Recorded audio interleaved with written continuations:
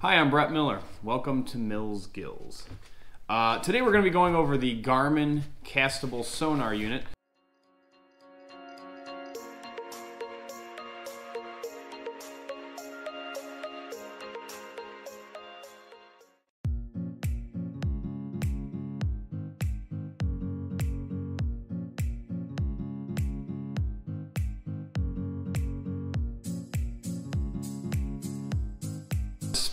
Particular one has GPS, as you can see, Striker Cast GPS. And it's a $180 unit for the GPS version, $130 for the non-GPS.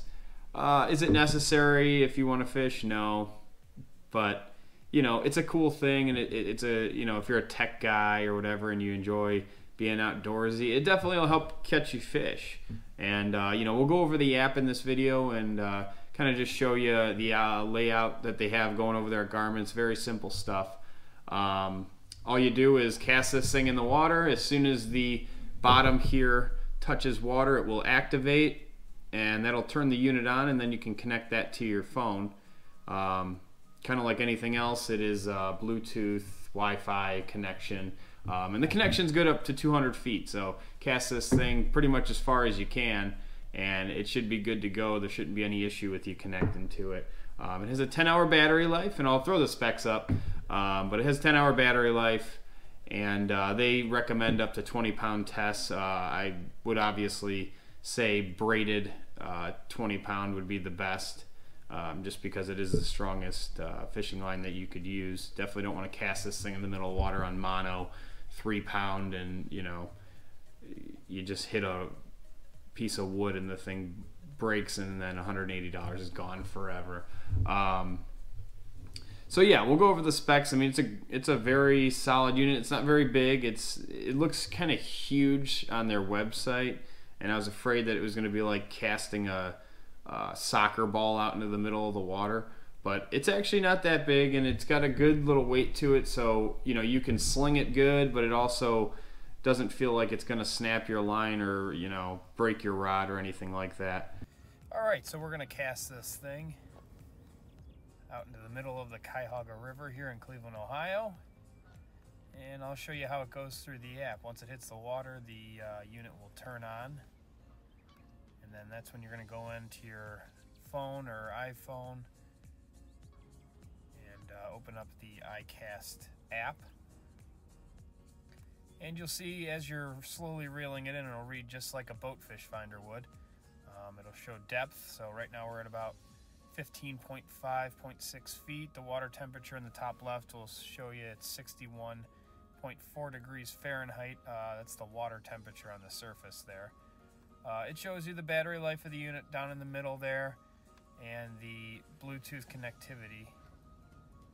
And you can either leave it sit in the water and it'll read straight down, or as you slow troll or reel it back in, it'll read what's beneath the water as you reel it back in. As you can see there, coming across the screen now, there's what looks like most probably a fish.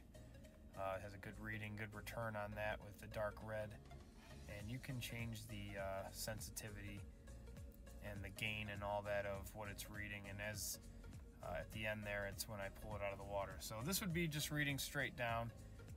Here's the gain. You can, you know, adjust that based on what kind of vegetation or whatnot you have in the water, so it's not overkill on that. And you also have the range, which is just how deep the unit will read and show you, so that you don't have you know, too big or too small of a reading on your screen here. You'll see as I adjust it, that's to 175 feet. If you're only in 30 feet of water, it's kind of pointless because you only see the top little bit there, and there'll be obviously nothing from 30 feet to 175 feet. So as you adjust that, it pretty much is like a zoom in effect.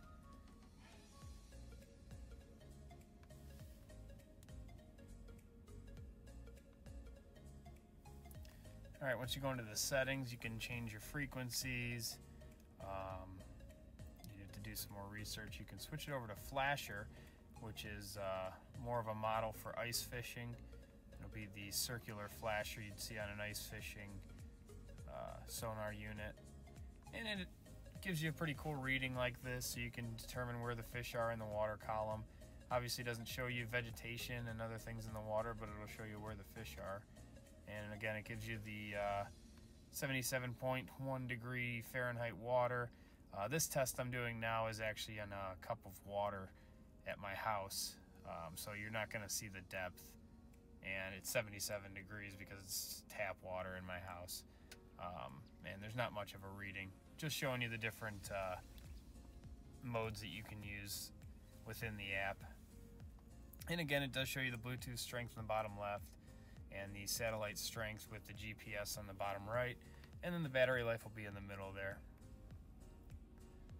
And you can switch it back to traditional. You can change the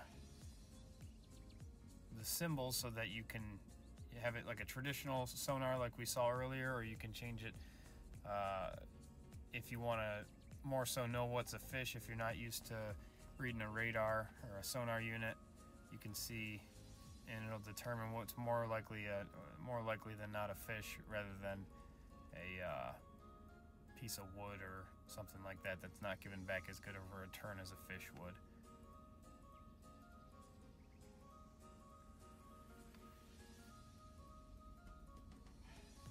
So what this unit is GPS, so that it does have a map, and you can record, as you can see in the bottom middle.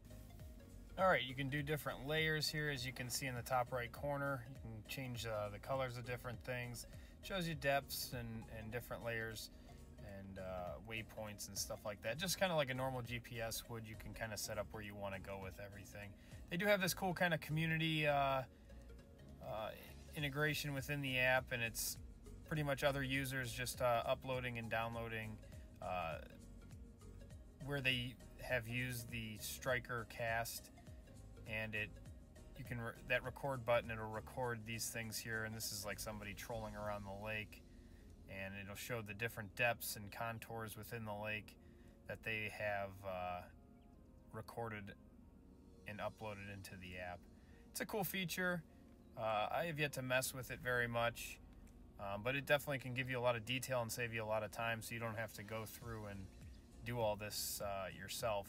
It's kind of communal and, you know, working together so everyone has more information, which I think is a great thing for just fishing in general.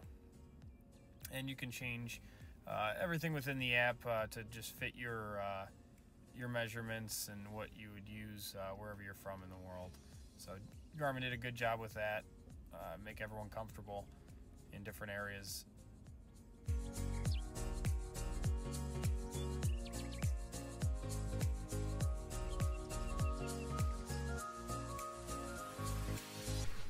Also, forgot to mention what comes with.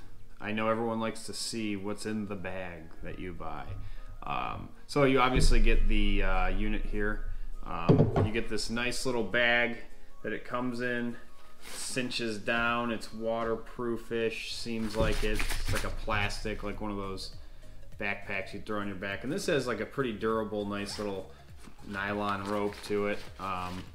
And then it comes with obviously the charger. Just plug that into the wall.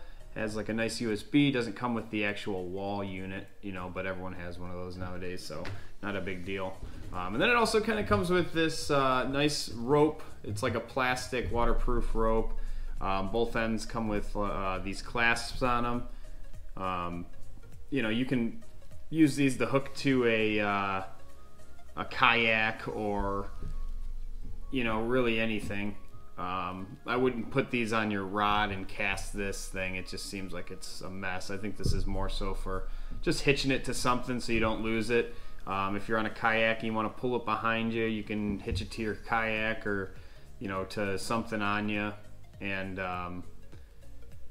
just drag it along instead of, you know, bringing a whole huge rod with you. This thing's pretty long too. I mean, it's probably like 6 feet of rope here, so it's, you know, it's not going to be right on your hip, you know, and you can obviously, you know, give and take away how much rope you want to put. But yeah, so it comes with a lot of cool little things or whatever, and you know, they did a good job just packaging everything. It's, you know. All right, guys, thanks for watching. And again, welcome to Mills Gills. We're going to be doing product reviews. We're going to be fishing a lot. We're here on Lake Erie. So it's going to be walleye fishing, maybe some perch fishing. We'll see what the summer brings. We take the boat out and we'll go pretty deep out there, and hopefully we'll troll some. We're definitely going to troll some. But we're definitely going to cast fish a lot this year, especially we're going to hit out to the West Bank by Put-in Bay and Catawba Island. And we're going to cast fish for walleyes, and we'll show you some techniques, and we'll see where this channel kind of goes. I mean, I don't expect it to be all fishing because I have a lot of interests that aren't just fishing, but I mean, summertime around here, the fishing's good. But we'll also do some cooking reviews and how to cook the walleye and fish tacos, because I mean, those are the greatest things in life, right? So we'll see where it goes, and you know, I expect it to be more than just a fishing channel, but starting out, that's the primary focus.